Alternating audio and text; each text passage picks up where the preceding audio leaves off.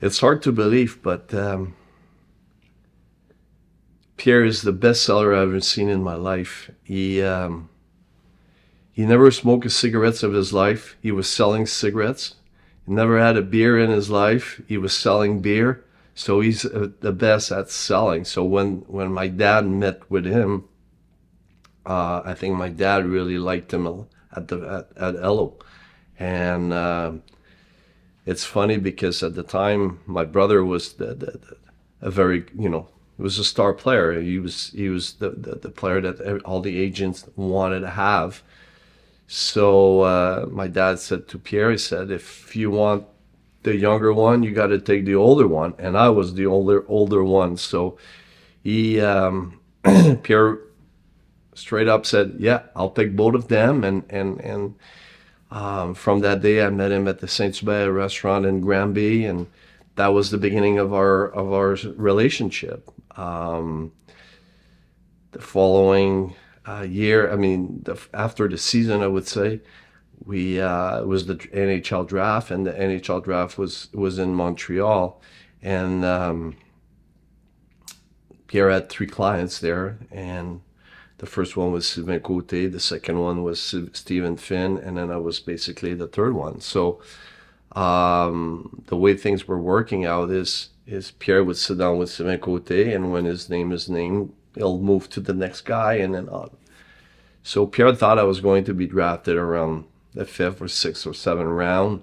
So I was okay with it, as long as I was drafted. That was the only thing I was hoping. So obviously, Sylvain Côté was the first one to be picked, and then he went to sit down with Stephen Finn. But it was a big surprise. They named me, so Pierre was running to come and see me and give me a big hug and say congratulations. And that's so obviously the fact that I was in Montreal made it a connection very easy. And I spent a lot of time with Pierre. Pierre was very, very close to us. Pierre and Colombe were a big part of our lives, and they were very close to us, and I have so much love for him, so much respect, so much pleasure to have him in my life.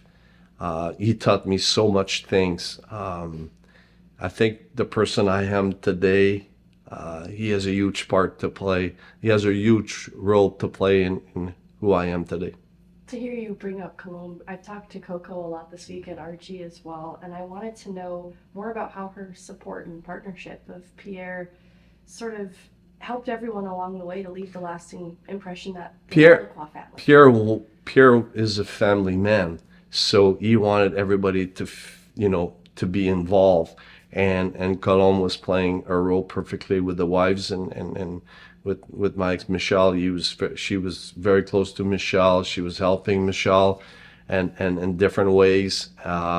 So no one was left aside, So the wives were taken care of. Pierre was taking care of us. So they were very special people. You kind of alluded to this already, but how did you grow or change as a person in knowing Pierre?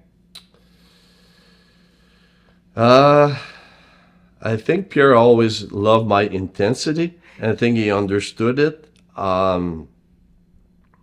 remember just this funny story. I was building a house near him in Rosemère, in L'Île du Cham in Rosemère, and one day Pierre goes, I want you to go in the house and be pissed off at the workers and tell them you're unhappy and this and that. I go, Pierre, I can't do that. Why would I do this? He said, listen to me and do it. I went there and I started to be not happy, and I left. And I came back and said, okay, what that's going to do? I said, you'll see the next day. So Pierre has his way. He was a person that had a good feel about the situation. He felt those situations. He had a vision, a long-term vision, and I learned. It's probably the thing that I learned the most out of him is keep my intensity, control my intensity, but have a vision in long term and try to be a step ahead of everyone, and that's what he was the best at. I want to know if this story involved you. It was a story I heard over this weekend after the 2001 Cup. Pierre asked for the locker room not to be cleaned so that he could bring players that were due for extensions in the next day to basically point around the room and say, do you want to do this again? Were you a part of that? Yeah. It's an example of the little details Pierre paid to kind of, I don't know if it's a competitive edge, but it was very tactful. It was very skillful. And I was curious if there were other examples of Pierre paying attention to those little details that you can think of. I think I don't think, he was a winner. And year after year, he was trying to bring the best team possible on the ice. I am very fortunate enough to have had a chance to play with Joe Sakic, Peter Forsberg, Ray Bork, Adam Foote, Rob Blake, on and on. I could name the list, all the guys who played for us. But Pierre was in a mission to bring the best team possible. And in order to do such a thing, you need to have a vision. But not only you need to have a vision, but you need to be very detailed if you want to make sure that you're not jeopardize the future of the franchise. So I think Pierre had in mind, all those details and making sure that the franchise will always be in good hand. And he was, he wanted to win, and he was, like I said, he was a winner. And that year, after we won the cup, he met with Joe, Blakey and Peter and myself, and we had a nice meeting. And I think that's the reason why we stayed in Denver, because it would have been easy for every one of us to go different direction. But we had something very special going on, and we were run by a very special person. There's a lot of reasons he's going into the Hall of Fame this weekend, Yes. but the acquisition of bringing you to Colorado is cited as one of the biggest reasons. I was curious if you could bring me back to that point in time, because you had such a deep relationship with him already. Did you know you were coming to Colorado? Is that where you wanted to end up? I didn't know if I was going to be traded to Colorado, but I won't lie, I was hoping to be traded to Colorado. But you know how it is. The fit needs to be good for both teams when you're making a trade. The purpose of a trade is that both teams are happy with what they receive in return. And Colorado had the fit for Montreal. They had a very young goaltender and promising goalie in Jocelyn Thibault. And then I think Pierre thought, that was the pieces Montreal wanted, and I think it worked well for both organizations. Obviously, it was good for us in Colorado because they had a chance to win 2 Stanley Cup, and we had like unbelievable run, and being part of that, it was very special. Did the teams that Pierre built give you the support that you needed in net to make things, I wouldn't say easier, because you definitely were such a skilled goaltender in your own right, but did that help you on the track that you went on in your career? I think it did.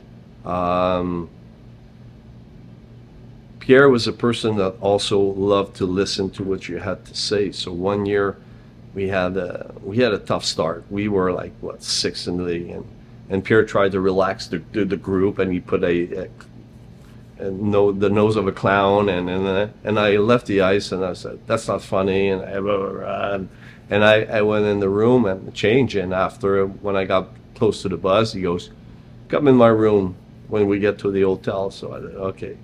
And get to his room, and then we start talking, and he said, what's going on, and tell me, and said, Pierre, we have a very special group. You put this special group together, but right now we